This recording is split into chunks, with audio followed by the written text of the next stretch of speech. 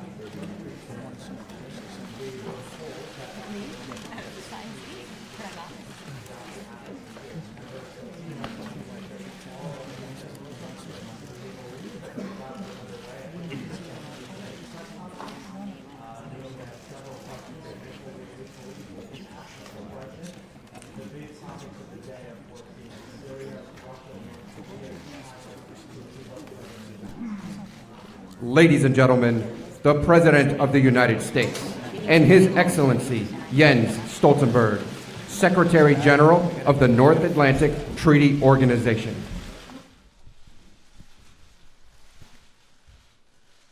Thank you.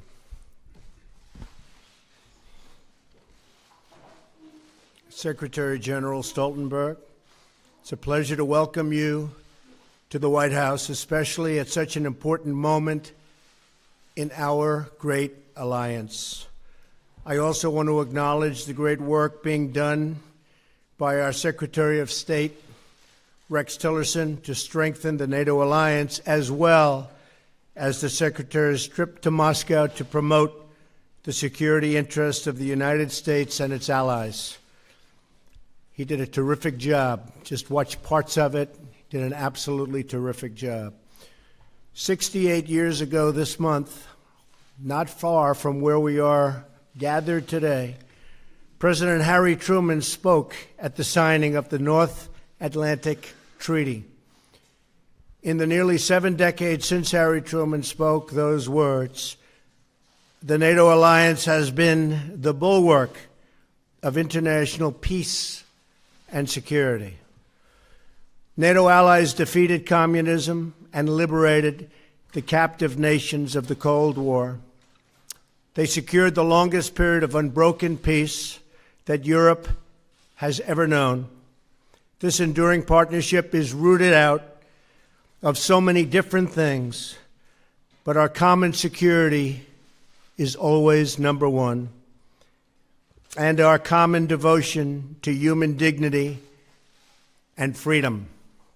Since 1949, the NATO member states have more than doubled, increasing from 12 to 28. On Monday, I signed the protocol to approve the 29th the country of Montenegro. In the coming months and years, I'll work closely with all of our NATO allies to enhance this partnership and to adapt to the challenges of the future, of which there will be many. This includes upgrading NATO to focus on today's most pressing security and all of its challenges, including migration and terrorism. We must also work together to resolve the disaster currently taking place in Syria. We are grateful for the support of NATO members and partners in their condemnation of Assad's murderous attack using the most horrible weapons. The vicious slaughter of innocent civilians with chemical weapons, including the barbaric killing of small and helpless children and babies, must be forcefully rejected by any nation that values human life. It is time to end this brutal civil war, defeat terrorists, and allow refugees to return home. In facing our common challenges, we must also ensure that NATO members meet their financial obligations and pay what they owe. Many have not been doing that. The Secretary General and I agree that other member nations must satisfy their responsibility to contribute 2% of GDP to defense. If other countries pay their fair share instead of relying on the United States to make up the difference, we will all be much more secure, and our partnership will be made that much stronger. The Secretary General and I had a productive discussion about what more NATO can do in the fight against terrorism. I complained about that a long time ago, and they made a change, and now they do fight terrorism. I said it was obsolete. It's no longer obsolete. It's my hope that NATO will take on an increased role in supporting our Iraqi partners in their battle against ISIS. I'm also sending General McMaster to Afghanistan to find out how we can make progress alongside our Afghan partners and NATO allies. Every generation has strived to adopt the NATO alliance to meet the challenges of their times. And on my visit to Brussels this spring, which I look very much forward to, we will work together to do the same. We must not be trapped by the tired thinking that so many have, but apply new solutions to face new circumstances, and that's all throughout the world. We're not here to stand on ceremony, but to develop real strategies to achieve safety, security, and peace. We're here to protect the freedom and prosperity of our citizens and to give them the future they so richly deserve. Secretary General, I'm honored to have you here today and to reaffirm our commitment to this alliance and to the enduring values that we proudly, and I mean very proudly, share. Thank you very much. Thank you for being here. Thank you. Thank you so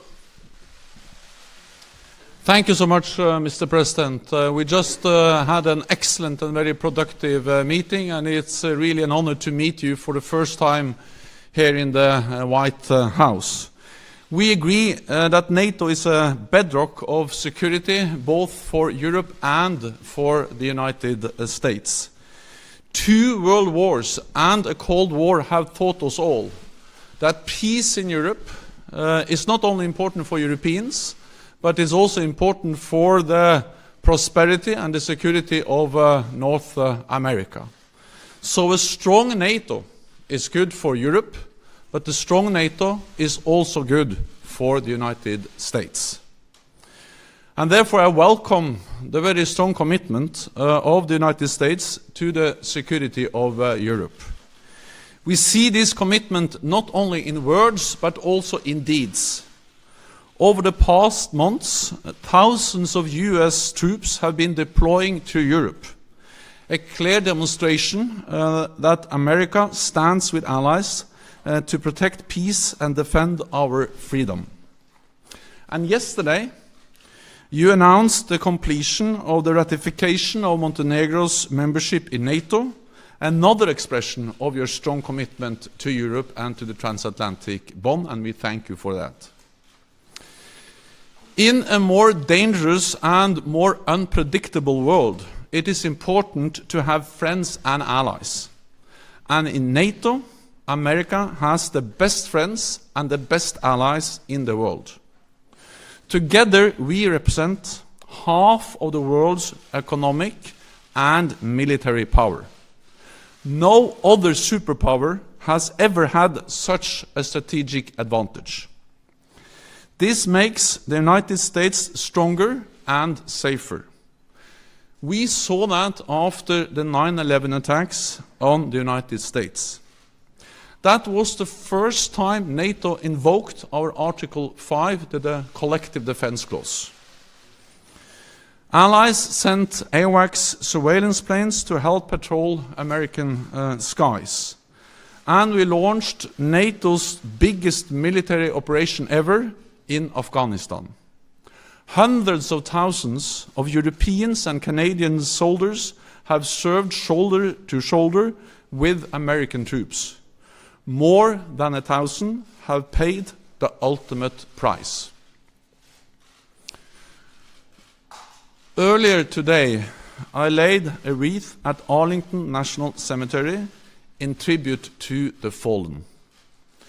It was a deeply moving experience. We owe it to our servicemen and women to preserve the hard-earned gains we have made together in Afghanistan. We were reminded of their sacrifice just this week when a US soldier was killed there fighting ISIL. Our mission in Afghanistan is a major contribution to the fight against international terrorism. NATO plays a key role in many other ways also. All NATO allies are part of the global coalition to counter ISIL. And NATO provides direct support to the coalition with training for Iraqi forces in their fight against terrorists and more intelligence sharing. And you are right, we have established a new division for intelligence which enhances our ability to fight terrorism and working together in the alliance to fight terrorism in an even more effective way. But we agreed today, you and I, that NATO can and must do more in the global fight against terrorism. In the fight against terrorism, training local forces is one of the best weapons we have. NATO has the experience, the expertise, and the staying power to make a real difference. And fighting terrorism will be an important topic when NATO leaders meet in Brussels in May. The other major topic will be fairer burden sharing in our alliance. And we had a thorough discussion on this issue today. And Mr. President, I thank you for your attention to this issue. We are already seeing the effect of your strong focus on the importance of burden sharing in the alliance. We agree that allies need to redouble their efforts to meet the pledge we all made in 2014 to invest more in our alliance. It is about spending more on defense, it is about delivering the capabilities we need, and it is about contributing forces to NATO missions and operations. This means cash, capabilities, and contributions. Fair burden sharing has been my top priority since taking office. We have now turned a corner. In 2016, for the first time in many years, we saw an increase in defense spending across European allies and Canada. A real increase of 3.8%, or $10 billion more for our defense. We are now working to keep up the momentum, including by developing national plans outlining how to make good on what we agreed in 2014. We know that we all need to contribute our fair share, because we need to keep our nation safe in a more dangerous world. We discussed many different topics during our meeting today, including the horrendous use of chemical weapons in Syria. Any use of chemical weapons is unacceptable, cannot go unanswered, and those responsible must be held accountable. So, Mr. President, thank you once again. I look forward to working with you to keeping the alliance strong, and I look forward to welcoming you to Brussels in May, when heads of state and government in the alliance meet there to address the challenges and the need to continue to adapt the alliance to a more challenging security environment, and to respond both to the need for fair burden sharing and stepping up our efforts to fight international terrorism. So thank you once again. Thank you very much. Great. Thank you. So we'll have a couple of questions. Jeff Mason. Thank you. Thank you, Mr. President. I'd like to ask you about two topics, if I may. First, has your view of Vladimir Putin changed after what's happened in Syria? And what is the United States prepared to do if he continues to support Assad? And on a separate question, have you made a deal after your chat last night with the President of China about China helping to rein in North Korea? And is that one reason you've decided not to label Beijing a currency manipulator? Well, I'll be speaking to... Yeah. You want to go ahead? Go ahead. May I? For the Secretary General, do you believe NATO should continue to bolster its presence along the alliance's eastern border? And are you confident that you have President Trump and the United States support for that? Thank you. I'll be speaking with Rex Tillerson in a little while, calling in. I think he had a very successful meeting in Russia. We'll see. We'll see the end result, which will be in a long period of time, perhaps. But the end result is what's most important, not just talk. And I think that based on everything I'm hearing, things went pretty well, maybe better than anticipated. It would be wonderful, as we were discussing just a little while ago, if NATO and our country could get along with Russia. Right now, we're not getting along with Russia at all. We may be at an all-time low in terms of relationship with Russia. This is built for a long period of time. But we're going to see what happens. Putin is the leader of Russia. Russia's a strong country. We're a very, very strong country. We're going to see how that all works out. Last night, separately, I spoke with a man that I've gotten to know. I don't know Putin, but I do know this gentleman. I've spent a lot of time with him over the last 2 days, and he is the president of China. You were there, most of you were there, and it was quite an interesting period of time.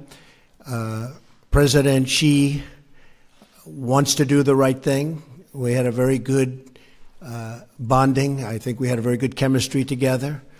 I think he wants to help us with North Korea. We talk trade, we talk a lot of things, and I said the way you're going to make a good trade deal is to help us with North Korea. Otherwise, we're just going to go it alone. That'll be all right, too.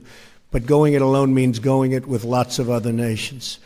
But I was very impressed with President Xi, and I think he means well, and I think he wants to help. We'll see whether or not he does. Do you feel like you have a deal with him? And if I could just... Do you feel like you have a deal with him in terms of the currency manipulation designation? And have your views changed on Putin? We're going to see. We're going to see about that. And I'll also see about Putin over a period of time. It'd be a fantastic thing if we got along with Putin and if we got along with Russia. And that could happen, and it may not happen. It may be just the opposite. I can only tell you what I would like to do. I would love to be able to get along with everybody. Right now, the world is a mess. But I think by the time we finish, I think it's going to be a lot better place to live. And I can tell you that, speaking for myself, by the time I'm finished, it's going to be a lot better place to live in, because right now it's nasty. NATO is in the process of implementing the biggest reinforcement of our collective defense since the end of the Cold War. And one element of that is to increase our military presence in the eastern part of the alliance. And we are now deploying 4 battle groups to the 3 Baltic countries and Poland. And there will also be more US forces in that part of Europe. And this is the first time in many, many years that we see an increase in the military presence of the United States in Europe. So we are increasing our presence. And we are also increasing the readiness and the preparedness of our forces so we can quickly reinforce if needed. We consider the presence we will have when the 4 battle groups are in place as sufficient given the current security situation in Europe. But of course we will assess the situation and follow the developments very closely. The message from NATO is that what we do is proportionate, it is defensive, and we don't want a new Cold War, we don't want a new arms race. And actually we strongly believe that there is no contradiction between a strong NATO, a credible deterrence and defense, and political dialogue with Russia. I actually believe that the precondition for a political dialogue with Russia is that we are strong and that we are united.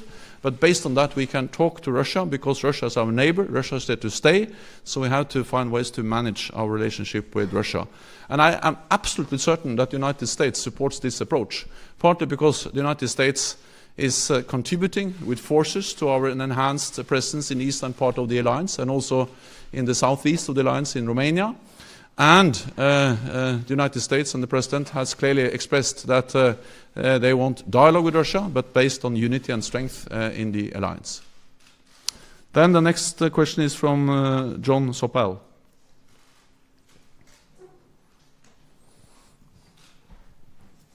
Thank you very much. Secretary General, how long do you think it will take you to persuade the other European countries to burden share? And what are you going to do to persuade them? Mr. President, could I ask you, do you think it's... I'm here to help. And Mr. President, do you think it's conceivable, what's your instinct, was it possible that Syrian forces could have launched that attack in Idlib last week without the Russians knowing? And have you been disappointed, surprised by Vladimir Putin's reaction since then? Thank you very much. I think it's certainly possible. I think it's probably unlikely. And I know they're doing investigations into that right now. I would like to think that they didn't know, but certainly they could have. They were there. So we'll find out. General Mattis is looking into it with the entire Pentagon group that does that kind of work. So it was very disappointing to see. It's disappointing no matter who does it, but when you get into the gases, especially that form, it's vicious and violent, and everybody in this room saw it all too many times over the last 3 or 4 days. Young children dying, babies dying, fathers holding children in their arms that were dead children. There can't be a worse sight, and it shouldn't be allowed. That's a butcher. That's a butcher. So I felt we had to do something about it. I have absolutely no doubt we did the right thing. And it was very, very successfully done, as you well know. Thank you. On defense spending and burden sharing, that has been my top priority. I have raised it in all my meetings, in all capitals I have visited with prime ministers, presidents, minister of finance, and of course also defense and foreign ministers. And I expect, of course, all allies to make good on what they decided back in 2014. And the very strong and clear message from President Trump has been very helpful.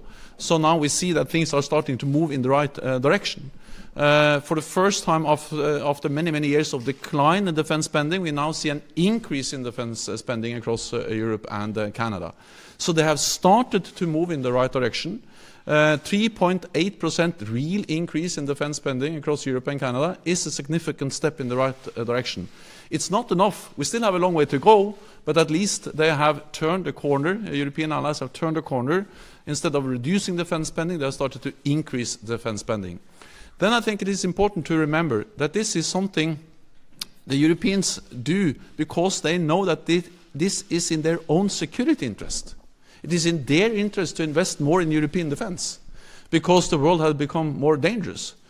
Many European allies, of course, reduced, or all European allies, reduced defense spending after the end of the Cold War, because then tensions went down. But if you are decreasing defense spending when tensions are going down, then you have to be able to increase the defense spending when tensions are going up. And now they are going up. So we have still a long way to go, but I'm encouraged by the fact that we have started to move in the right direction. And so last year there were 5 allies spending 2%.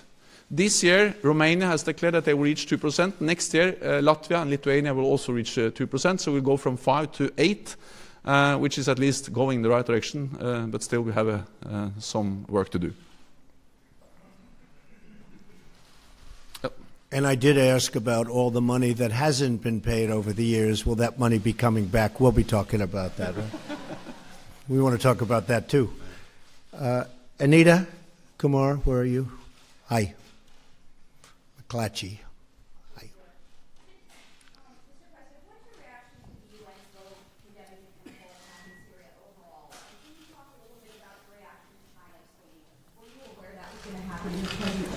About that, I'll give you a heads up. And how does that affect your relationship? We did talk last night. I think it's wonderful that they abstained. As you know, very few people expected that. No, I was not surprised that China did abstain.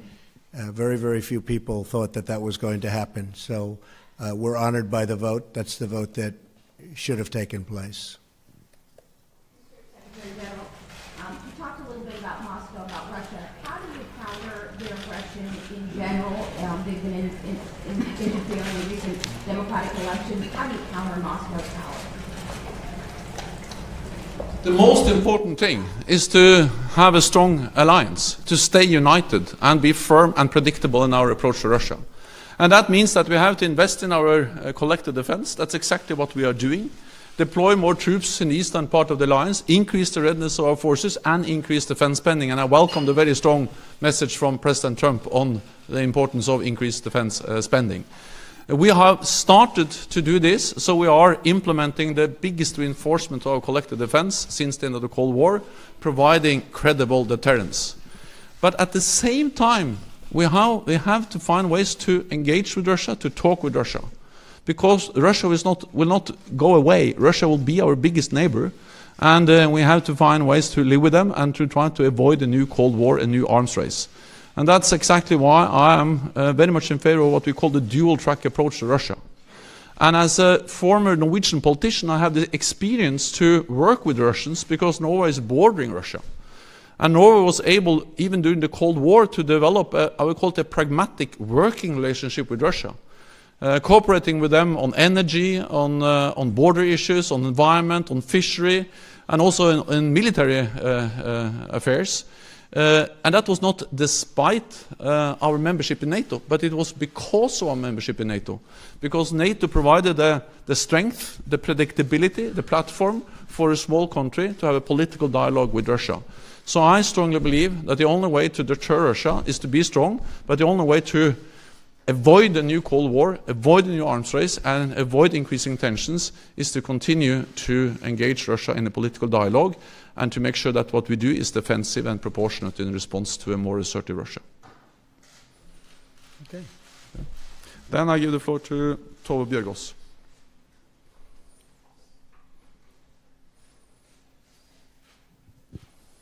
Thank you. Mr. President, I'm from Norway. Russia is our neighboring country. What do you think Europe has to fear from Russia if this tension continues? Say it. What do you think that European countries have to fear from Russia if this tension continues? I cannot hear. I cannot understand. I'll do it again. What do you think what do you think European countries have to fear from Russia if this tension continues to escalate? And for you, Mr. Secretary General, the President has said that the attack in Syria last week was warranted, and it was also an attack on U.S. allies. Do you think that this attack was warranted, and do you see NATO playing any supporting role in future actions in Syria? Well, I wanted to start by saying hopefully they're going to have to fear nothing ultimately.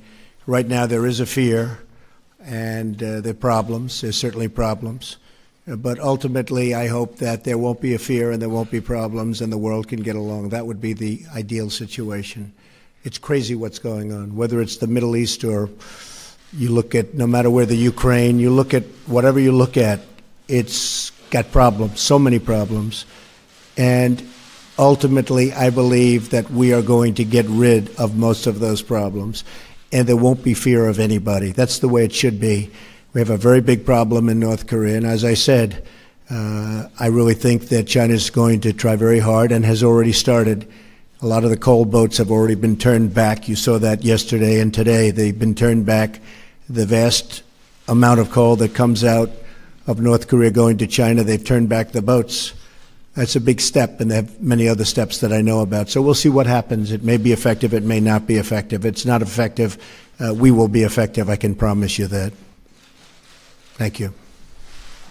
NATO has constantly condemned the use of chemical weapons in Syria, and the use of chemical weapons is horrendous, and it's a clear violation of international law.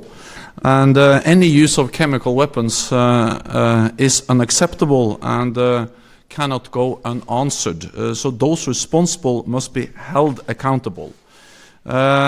The strike against the airbase in Syria was a U.S. operation based on U.S. intelligence, but you have seen that within the alliance this has been something which has been met with a lot of understanding, because NATO allies do not accept that chemical weapons are used, and therefore we also strongly support the efforts of the fact-finding commission to try to find out actually what happened, and to make sure that we don't see any use of chemical weapons in the future. Okay. Thank you very much. Thank you.